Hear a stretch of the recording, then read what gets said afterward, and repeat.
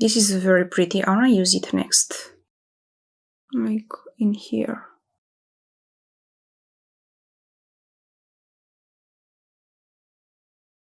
Okay, this shimmer feels dry and I don't see much from it.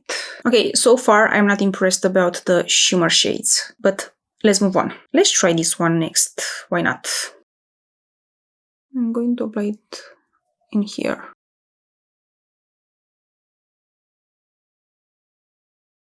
Okay, this is very subtle too, but this one is better than the other ones. The shimmer shades look so pretty in the pan, but they are very boring on the eyelids. Now, I'm going to apply this one.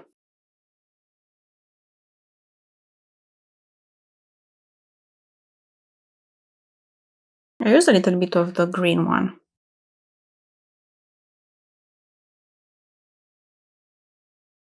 I'll try to apply this on my lower lash line.